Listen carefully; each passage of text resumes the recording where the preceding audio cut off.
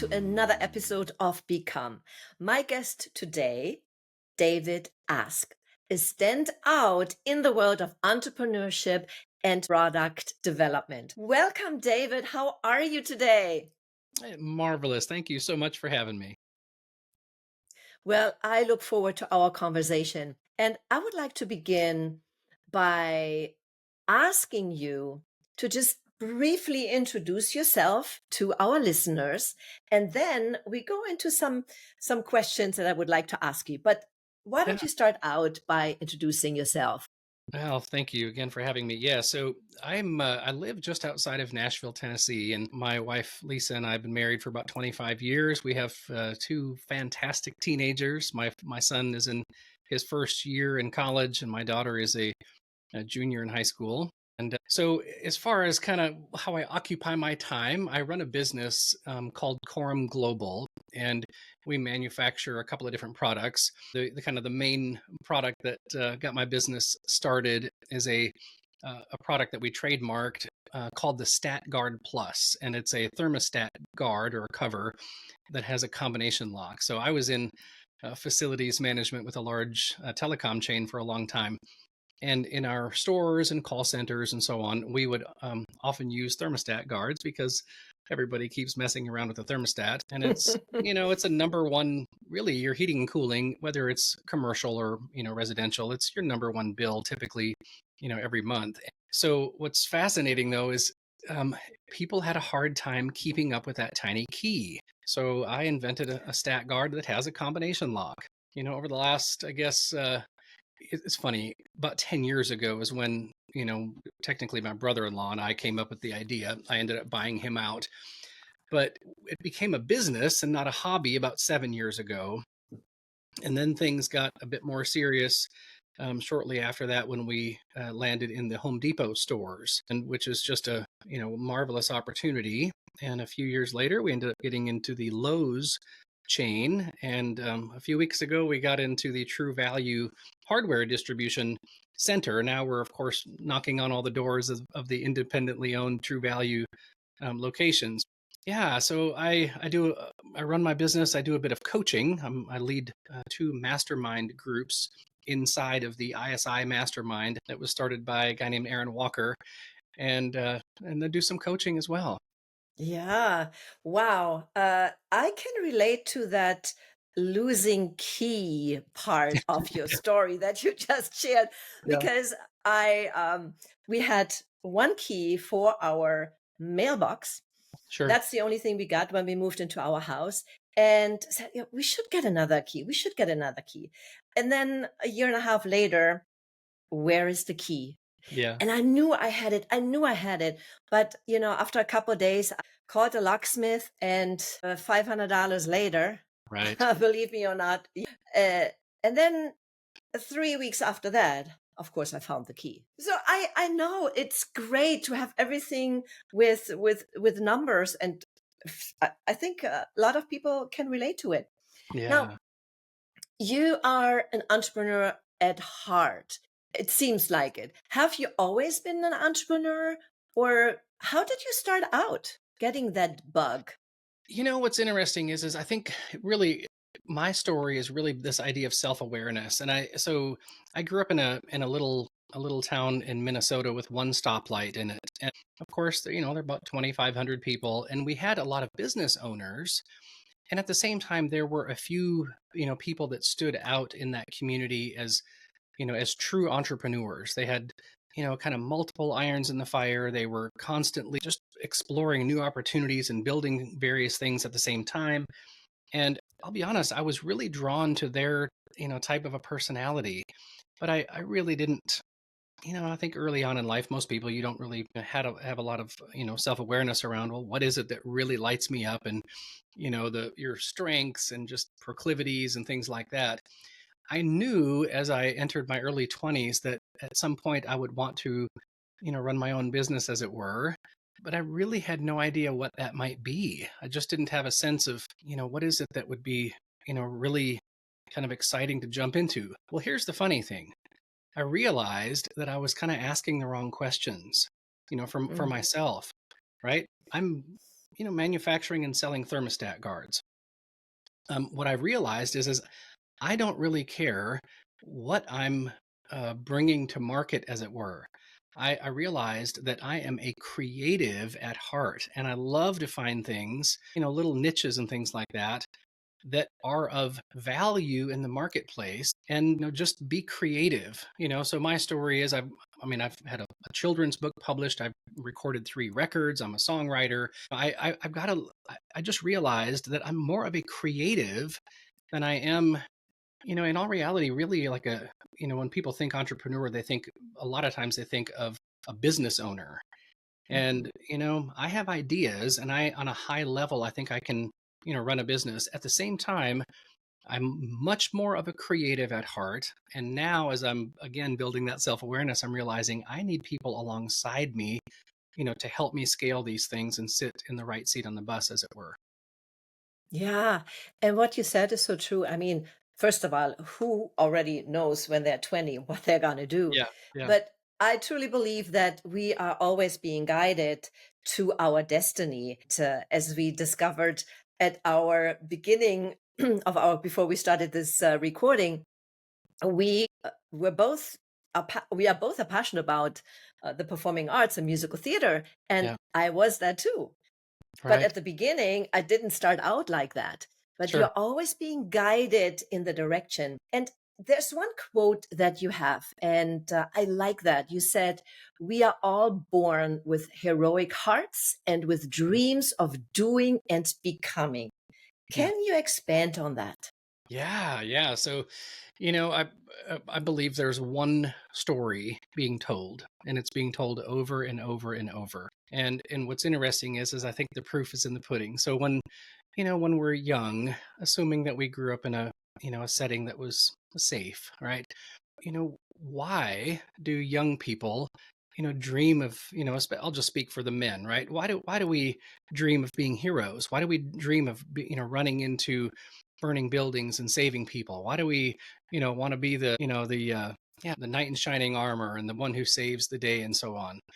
And I truly believe that, until you kind of get knocked down a few times, right, and you start kind of feeling the weight of life and some pain, our truest expression is very other centered. And I think that we really want to make a difference in other people's lives, and I think do it in a really, remarkable way. If something needs to be or could be remarked on, right, it needs to be remarkable. And I think most people, especially earlier in life, we tend to let our hearts wander and wonder and expand into what is possible. And of course, when, life starts to get more difficult, then we kind of shrink back into, what is practical. And we That's kind so of true. and we tend to shut those things down, inside of our hearts. Um, to me, that's kind of a sad thing. And of course, the those who tend to lean in and push through some of that stuff, right? You come out the other side realizing that, wait a second, the most there are things that are true about us, but the most true things about us are actually those things that are beautiful and magical and heroic. And we hopefully we can anchor to those things, to paint a picture around us that is beautiful and really enjoy being ourselves. That word Mhm. hero, of course, takes on a bit of a different meaning for everybody individually. We all have I like to say, we all have a fingerprint and a retina scan and a soul print that's very unique. Right. And what you said is so true. The soul print is the one that is guiding us, but it takes self awareness and it takes something that happens either from within you or from the outside to you that then makes that shift. Yeah, When I started out as, as a claim adjuster working for an insurance company, because that's what my dad said, find a good job with a good salary so you can pay your bills, right? yeah, But there was one point that became so painful to me, and the realization of, oh my gosh, am I supposed to do this for the next 40 years? And that right. was frightening. I'm a Yeah, creative person. And yeah, so then that's your soul talking to you.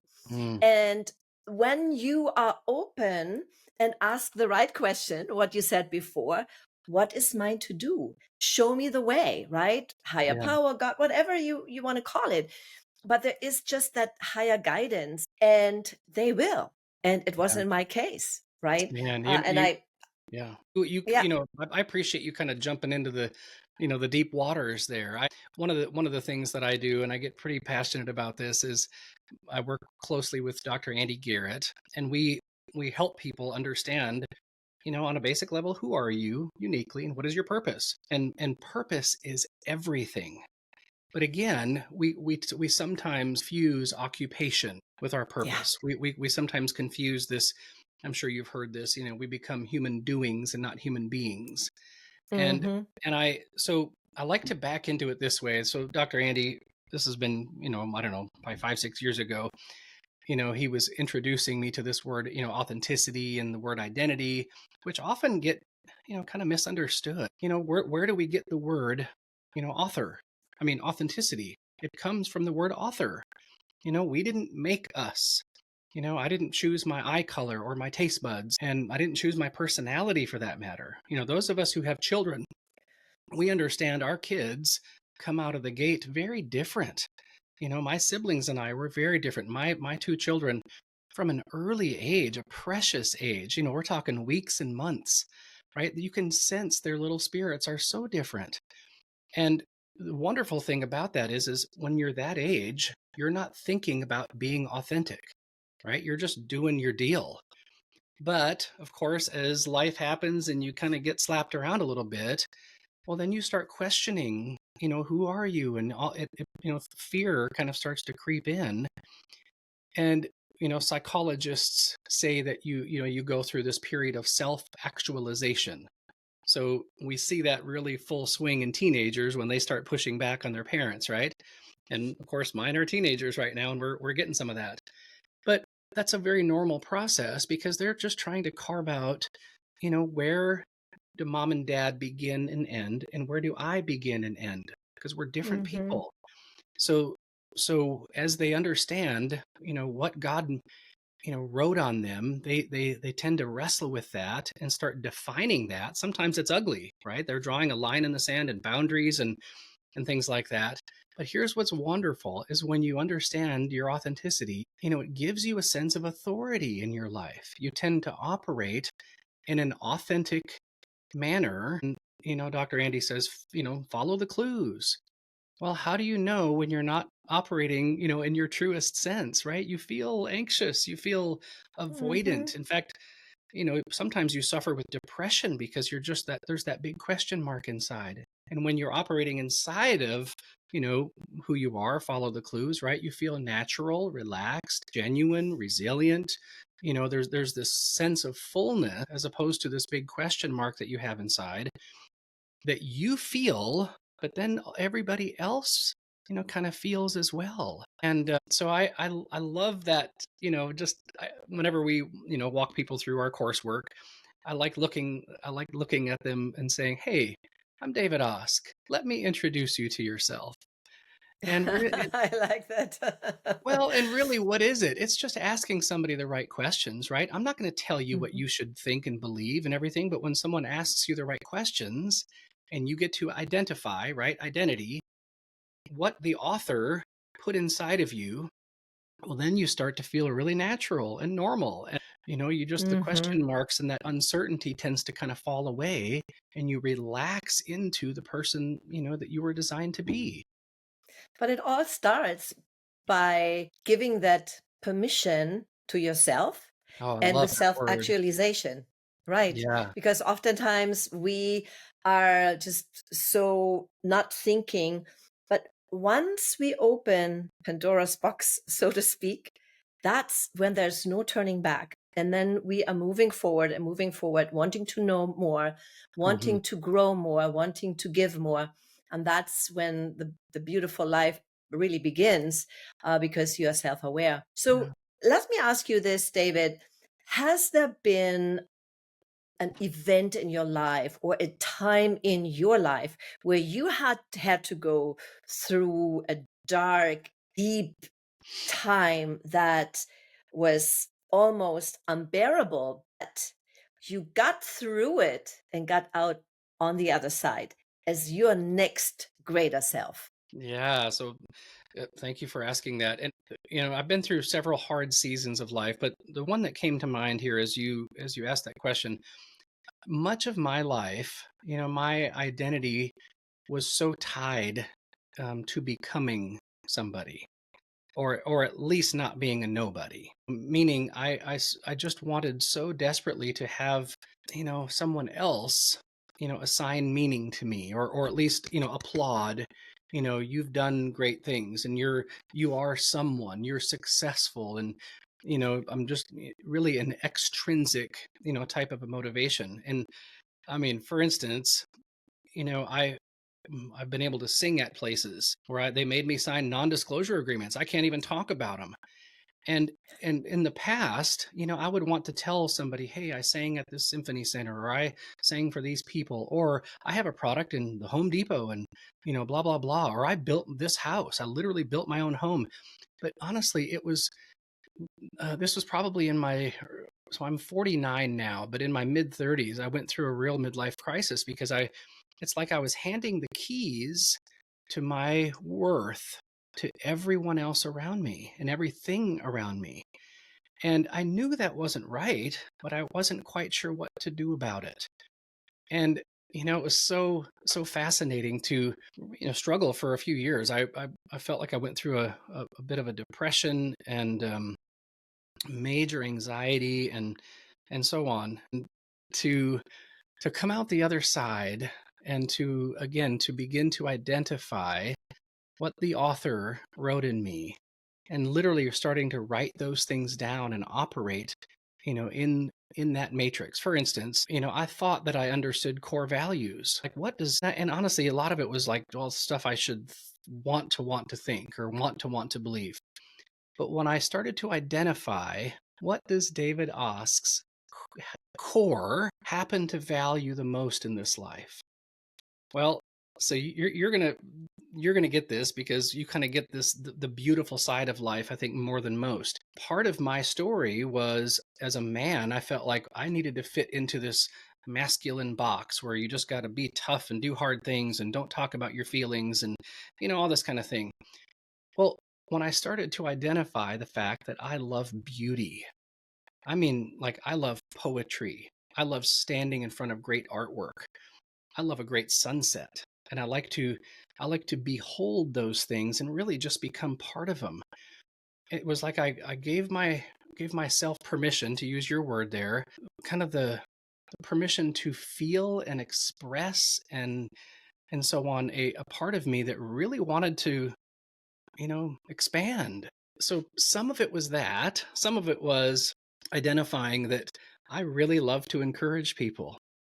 And I'm Mhm. talking like, if I'm not encouraging someone, and really the word is inspire, which means, to breathe life into. If I'm not doing that, I don't feel like I'm living. And I didn't realize that for years I kind of operated in that vein, but I had never really assigned meaning to it. So again, when someone started asking me really great questions, and I started identifying, what is that plumb line inside of me, right? What is true north for me? And I started to, make decisions based through that matrix. Well, all of a sudden, the feedback started to resonate with me, and I started to feel natural and empowered and resilient. Yeah, But and it started again, out with giving. It started out with giving. Sometimes we do, but we don't even realize that. It is mm, so it's so great that you shared that. When I started my business after my career as an actress and director, yeah, I just wanted to pass on the performing arts to a new generation. sure, Little did I know that I started realizing I taught more than just acting skills and singing skills. yeah, I taught yeah, life lessons. yes, And when you see the feedback that comes back, not expecting it, but yeah, kids coming to you or young adults later on, and we still have people that we are connected with, is like, yeah. wow, what impact I was able to make. And that feels beautiful. Isn't that great? And you've probably heard that term, and I don't know who used it originally, to see your dent in the universe, right? It's Mm. to see, so a lot of that is when I get to see the David Osk shaped dent, the feedback is just great. Dr. Andy coined this term called the virtuous loop. So when you understand who you are and you act in that capacity, you see your dent and it feels good, right? It's like, wow, I got to move something. I got to move someone, and it reinforces the who. So it's that kind of that clean fuel, as it were, to, just to act in a natural sense. But I love it. You're right. The action part of it, the doing, and as far as being other centered and actually taking action around it it's everything. It's everything. Right. To put on top of that as well, so that our listeners understand that you don't have to be a business owner. You don't Right. have to be a book author or songwriter or leave something behind in that respect. You can make a dent in somebody else's lives. And Yeah. one of those dents that somebody did was my former drama and music teacher when I was in that unhappy state, Yeah. who I bumped into, and who asked me if I still was active with my singing and my performing group, because I was in his folk group, right? So he knew my talent. And when I answered no, then he said one thing that literally changed my life. He said, "What a shame, Sabine. You are so talented." Mm. That's all he had to say. And Mm. that started my career. That started me moving to the States and starting my business and affecting other children. But here's one thing, and I'm so happy that I was able to do that.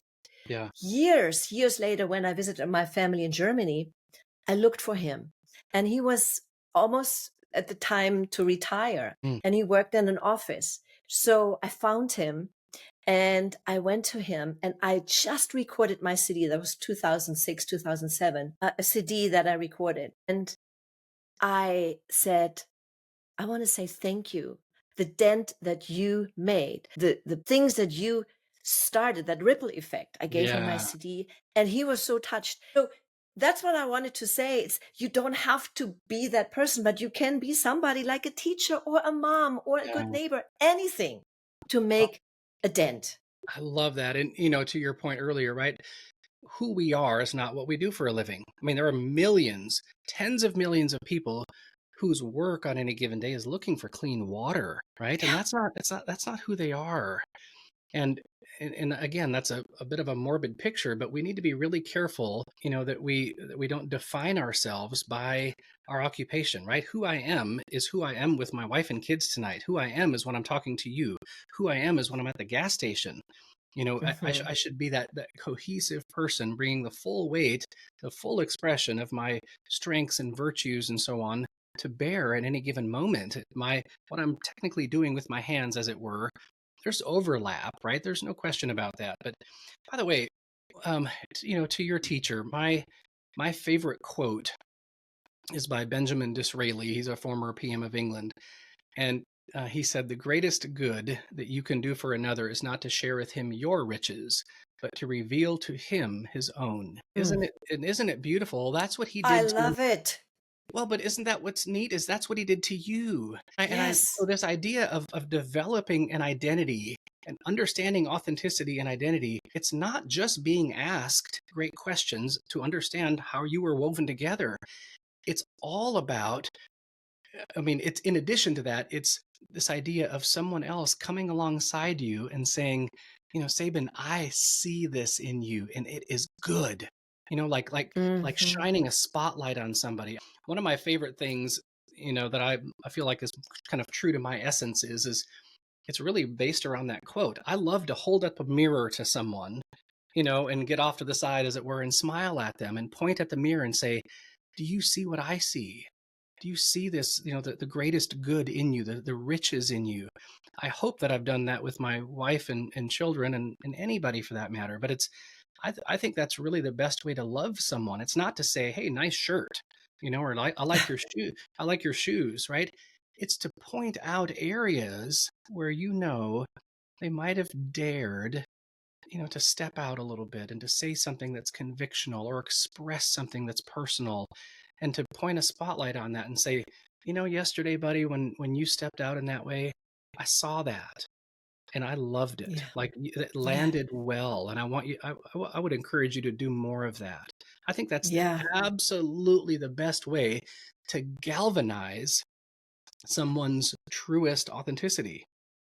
Yes, and I think that is a wonderful point here to leave it as it is because you said so many beautiful things, so many very appointed point. What is the word for that? Poignant. How, what's the Poignant, it poignant. poignant? Okay. Yeah. Sometimes like, what is that Well, thank word in you. English? Well, I didn't want to put words in your mouth, but I think that's what you were going for. But thank you. Yes, yes, exactly right. So it was just beautiful what you said. The words Thanks. resonated with me, and I know they resonated with our audience. So if someone wants to get in touch with you, maybe they want to know more and learn more about you, how can they do that? If you want to stay in touch and be a part of that community, feel free to reach out to me at davidask.com, or my email is davidask.com. Or I'm sorry, it's hello@davidask.com. Okay, very good. So is Ask your official last name? It is. It's funny. My heritage is Norwegian, actually, and there's a town in Norway named Ask. I have to tell my husband that because my last name is, of course, the one that I quote unquote inherited from my Yeah, husband's yeah, side is Kevenberg. And that actually, that name, my husband, many, many, many years back, he went to Norway, visited Norway over 30 years ago. yeah. And there was a mountain, which is Berg, right? Is mountain and the Kvenberg. That was where his ancestors came from, and he saw that. He went there. Isn't that it? Is that That's interesting? neat. That's wonderful. Yeah. Yeah. Well, thanks again for sharing, David, and I wish you all the best and make many, many, many more dents in your life. Thanks for having me.